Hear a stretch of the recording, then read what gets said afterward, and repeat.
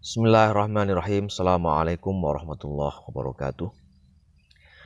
Alhamdulillahilladzi faddala bani Adam bil ilmi wal amal ala jamil alam.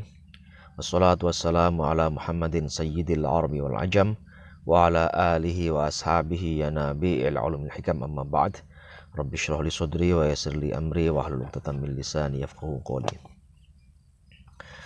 Para santri sekalian, marilah kita melanjutkan pembacaan kitab Ta'limul Muta'alim kita dengan terlebih dahulu membaca umul kitab. Mudah-mudahan dengan bacaan umul kitab apa yang kita baca dan kita kaji hari ini membawa keberkahan dan manfaat baik bagi kehidupan kita di dunia maupun akhirat. Ala hadhihi niyyah al-Fatihah. A'udzu billahi minasyaitonir rajim. Bismillahirrahmanirrahim. Alhamdulillahirabbil alamin. Ar-Rahmanir Rahim, Maliki Yaumiddin, Iyyaka na'budu wa iyyaka nasta'in, ihdinas siratal mustaqim, siratal ladzina an'amta 'alaihim ghairil maghdubi 'alaihim waladdallin. Amin. Bismillahirrahmanirrahim. Wa amma ma yurithun nisyana, wa amma dan adapun ma yurithun nisyana, apa-apa yang mewariskan atau mengantarkan pada sifat lupa, itu antara lain fal ma'asi. Yang pertama adalah perbuatan maksiat. Itu membuat orang mudah lupa. Yang kedua, wa kathratudz dzunubi, dan banyak melakukan dosa. Wal humumu wal ahzanu. Wal humumu, dan keinginan-keinginan atau obsesi yang tidak terpenuhi yang menggelisahkan kita, wal ahzanu, dan kesedihan-kesedihan fi umurid dunya, di dalam perkara-perkara dunia. Sedih, gelisah terkait dengan perkara dunia yang belum tercapai, itu juga bisa mengurangi hafalan kita atau memudahkan kita untuk lupa pada pelajaran. Wa kathratul ashghali, dan kebanyakan atau terlalu sibuk, wal alaiki, dan juga terlalu banyak pikiran. Nah, terlalu banyak sibuk, terlalu banyak pikiran, terutama perkara-perkara dunia, itu juga membuat kita mudah lupa akan pelajaran. Waqad dzakarna, dan sungguh telah kami sebutkan, annahu, bahwasanya layam bagi, tidak seharusnya atau tidak seyogianya, lil akili, bagi orang yang berakal, ayyah tamma, untuk terlalu fokus atau terlalu memikirkan di amri dunia, terhadap perkara-perkara duniawi.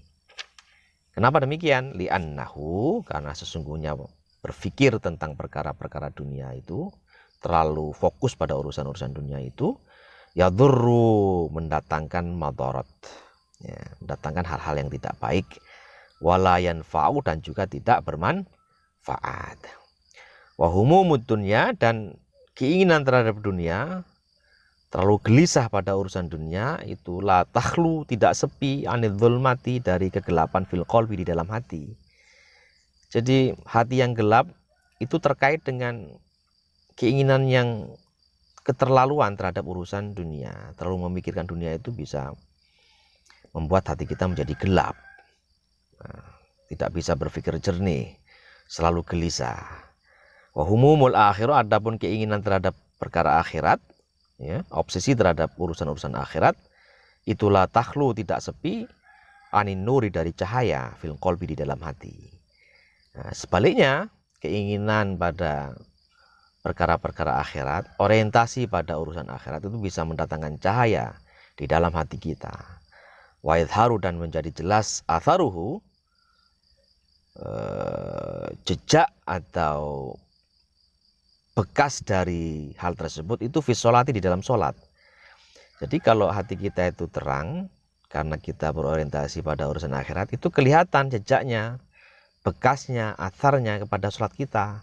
Sholat kita menjadi lebih khusyuk, menjadi lebih tenang, menjadi lebih fokus. Tapi kalau hati kita itu terlalu sibuk berpikir urusan dunia, ya nanti kelihatan juga atharnya di dalam sholat kita. Sholat kita menjadi tidak baik, tidak bagus, terburu-buru mungkin, ya, tidak khusyuk, hingga kita tidak fokus atau tidak ingat kepada pentingnya urusan akhirat. Fahammud dunya, maka keinginan terhadap dunia itu yamna'uhu, mencegah seseorang anil khairi, dari melakukan kebaikan-kebaikan. Kalau orang terlalu sibuk berpikir tentang perkara dunia, maka hal tersebut bisa mencegah dia atau membuat dia menunda perkara-perkara kebaikan, melakukan hal-hal yang baik. Sebaliknya, wahammul akhirah, adapun keinginan terhadap akhirat, orientasi pada akhirat, itu yuhmiluhu alaihi, membawakan seseorang kepada kebaikan. Jadi kalau orientasi kita akhirat, ya kita akan menjadi mudah melakukan kebaikan-kebaikan. Wal ishtighalu bis sholati, dan sibuk dengan sholat, alal khusyu'i, dengan cara khusyuk, wa tahsilul ulumi, dan juga belajar, sibuk menghasilkan ilmu, itu yunfil hamma, bisa meniadakan atau menghilangkan al-hamma, kegelisahan, keinginan pada dunia, wal hazan, juga kesedihan. Jadi menyibukkan diri dengan sholat dan juga sibuk dengan belajar itu bisa meniadakan atau menghapus kegelisahan dan kesedihan di dalam hati kita. Kama qala, sebagaimana berkata Syekhul Imam, Syekh Al-Imam Nasr Ibnul Hasan, Syekh Nasr bin Hasan Al-Murghinani fi qasidatin lahu, di dalam sebuah lagu yang dibuat oleh beliau. Beliau mengatakan di dalam syair atau di dalam lagu yang beliau bikin ini, Ista'in Nasr bin Al-Hasan. Jadi seakan-akan beliau ini mengatakan kepada dirinya sendiri, Ista'in, minta tolonglah wahai Nasr bin Al-Hasan. Minta tolong apa? Terkait fi kulli ilmin, di dalam mendapatkan setiap ilmu yuhtazan, yang tersimpan, yang belum engkau ketahui. Wahai Nasr bin Al-Hasan, jadi ini beliau berkata kepada dirinya sendiri, wahai Nasr bin Al-Hasan, minta tolonglah engkau untuk mendapatkan ilmu-ilmu yang masih terpendam, yang masih belum engkau ketahui. Ya kepada siapa? Ya kepada guru, kepada kolega, kepada teman-teman sejawat yang sama-sama belajar. Kenapa demikian? Dzakalladzi yunfil hazan, itulah hal demikian itu yang bisa menghilangkan kesedihan. Jadi menyibukkan diri dengan belajar, mencari pertolongan untuk mendapatkan ilmu-ilmu yang tersimpan, yang belum diketahui, itu bisa menghilangkan kesedihan, kata Syekh Nasr bin Al-Hasan.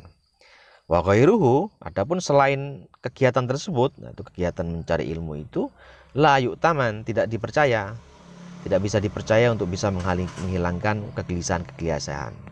Jadi beliau tidak yakin selain mencari ilmu itu bisa menghilangkan kegelisahan.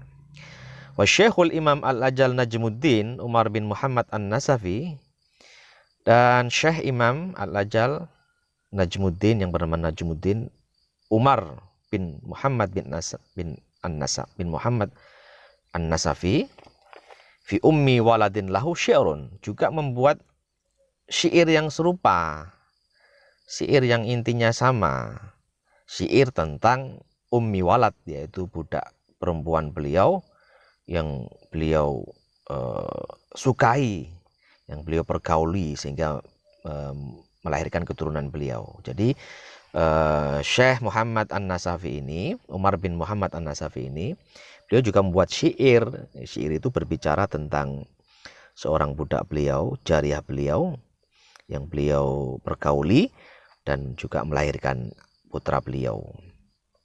Beliau mengatakan di dalam syairnya, salamun ala man tayammatsni bidharfiha.